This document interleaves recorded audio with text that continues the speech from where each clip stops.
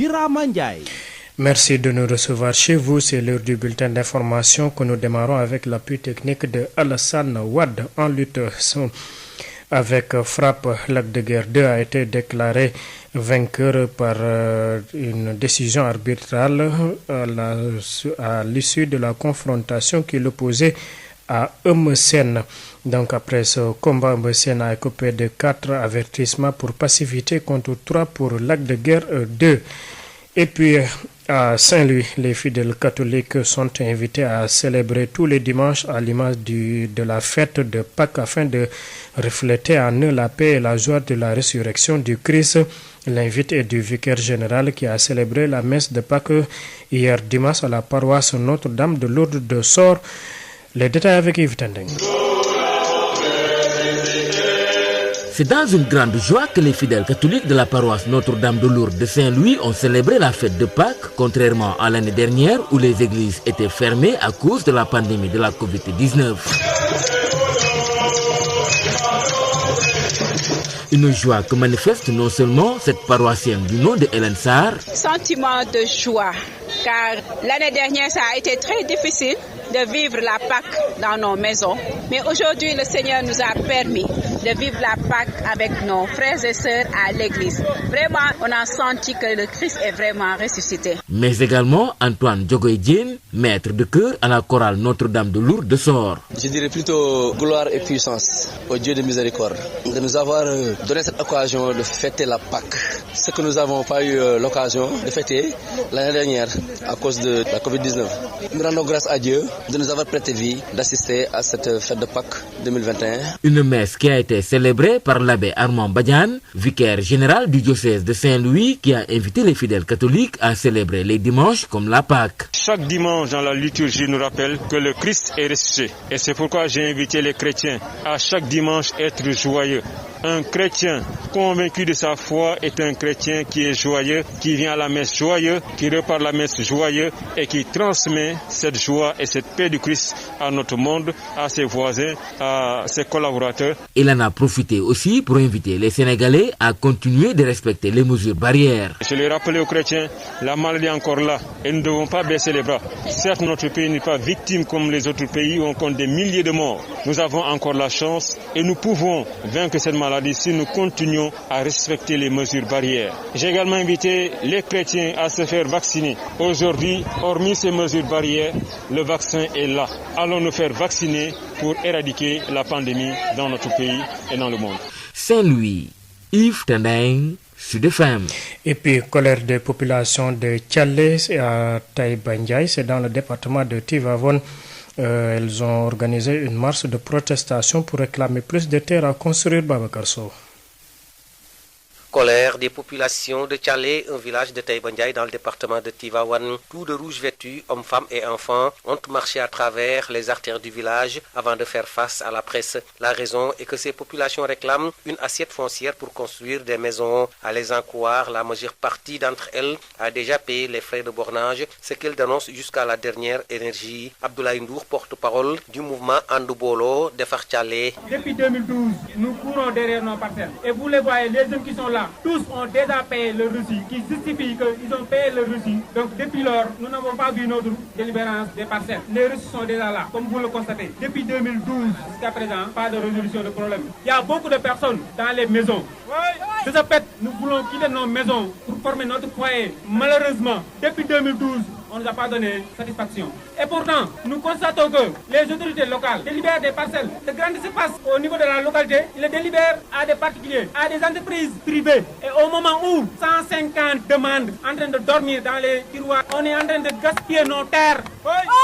D'où l'appel lancé au chef de l'État Macky Sall pour régler la situation des populations qui n'ont pas manqué de rappeler au président de la République le récent lancement de son projet de construction de 100 000 logements pour que chaque Sénégalais dispose d'un toit. Abdoulaye Ndour. Au moment où monsieur le président, vous parlez de 100 000 logements et nous sommes là, nos terrains, et on ne peut pas l'avoir. Ça veut dire quoi? Maintenant, la population de Tchalé est une population jeune et digne. Mais nous pouvons aller aussi à l'acte 2. Nous pouvons montrer aussi nos griffes. Et nous en avons maintenant. Nous en avons marre. Donnez-nous nos terrains. Sinon, nous allons utiliser tous les voies et moyens légaux pour avoir nos terrains. Monsieur Lo, donnez-nous nos terrains comme les autres localités. Tivaouane, Babacar Sow depuis Thialé pour Sud FM. C'est cet élément de Babacar Sow qui met à terme la version française de ce bulletin de formation. Tout de suite, la version wolof.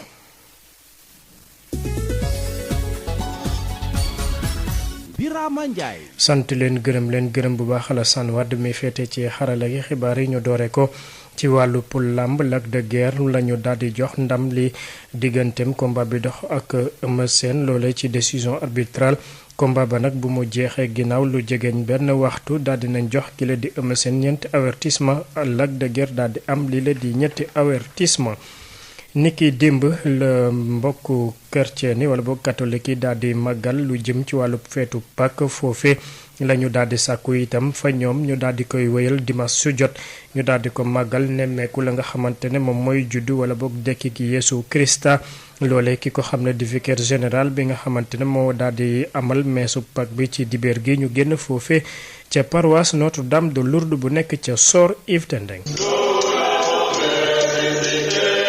ci xumbute gu rëy la ñi nga xam ne ni ñooy catholique yu paroisse Notre-Dame de Lourdes bu Sor daa di rek màggal ren ji feetu Pâques te mu wute lool daaw nga xam ne ni jàngu yi dañoo tëjoon seeni bunt ndax mbas mi di Covid-19.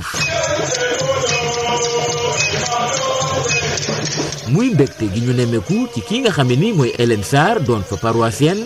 xanaa mbégte de laa yëg ndaxte daaw ñu ngi ko célébré ci kër yi waaye yàlla nag may ñu ren ji ñu fekkee ak suñu ay naataango mbégte bu rëy la. waaye itam mbégte gu ni melit la kii di Antoine Diogoy Diène am ci bis bile moom mi nga xamee ni maître de chœur la ci biir chorale bi. ñu ngi tagas borom bi bu baax a baax di ko gërëm ndax lim ñu may ñu fekkee feetu Pâques bi ren ji ndax gis ngeen nu mu demee daaw mënuñu woon feetee Pâques bi ndax coronavirus bi nga xam ne moo lëmbee àdduna lëmb Sénégal donc tey dañuy gërëm borom bi bu baax a baax ba mu ñu mayee bakkan ñu mun a fekkee tey feetu Pâques bi nga xam ne c'est la résurrection de Christ donc alléluia alléluia. kii nga xam ne ni mooy abbé Armand Badiane doon vicaire général bu diocèse bu Ndar mi jiite ñaan gi daal dina ci sukkandiku ngir ñaax chrétien yi ngir ñuy màggal bépp dibéer mel ni Pâques. dekki Yeesu Krista moo tax tey ñu war a gën a màggal Pâques mënuma comprendre chrétien bu ñëw mees nga croiser les bras toog chorale bi wëy du ñu yëg sax ni yow yaa ngi ci bànneex ak jàmm Pâques moo tax ma ni chrétien tey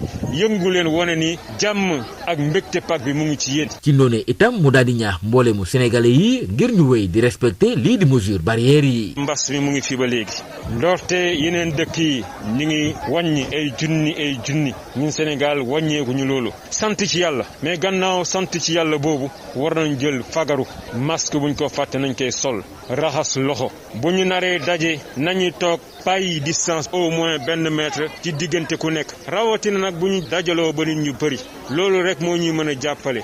ki doon jokkoo ak yéen fii ci Saint-Louis Yves Tendeng Sud FM.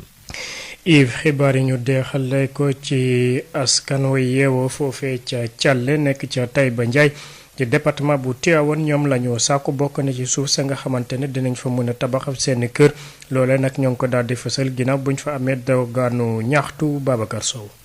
askan wi di yeewoo ca Thialé dëkk bu nekk ca Taïba Ndiaye ci département bu Tivaouane mer ba fut takk ay sekkiti xonq cul góor jigéen mag ak ndaw génn ci mbedd yi balaa ñuy jàkkaarloog waaye taskati xibaar yi li ko waral moo di ñoom ñooñee ñi ngi laaj suuf soo xam ne si dañ cee bëgg a tabax ay kër suñu nemmeekoon ñi ci bëri ci ñoom noppi nañu fay frais de bornage waaye boobu ba léegi France daal di xëddeen di loo xam ne li ñu ngi koy ŋaññi bu baax a baax ñu déglu ci ki nga xamee ni mooy Mamadou Ka moo yore kadduk askan wi bokk ci kuréel gi di ànd booloo defar Thialé. li nga xamante ni nii mooy suñu mébét di mébétu ndawi Thialé dañoo am jafe-jafe parcelle depuis 2012 ñi ngi topp ci ginnaaw ay parcelles yoo xamante ni nii lotisé nañ ko ba pare parcelles yoo xamante ni nii depuis 2014 2015 fayloo nañ nit ñi seen ay frais de bornage 50 000 francs 500 parcelles la ñu dagg fii ci dëkk bi fay loolu tolloog 159 personnes biñ ko étalé mi ngi toll ci 7,950,000 francs ndawi Thialé versé nañ ko ba pare nag di daw ci parcelles yoo xamante ne nii boobu ba léegi mën a gun cee am solution bu ñu waxee suñu autorités yi ñuy layaam yi bu ñu waxee suñu autorités yi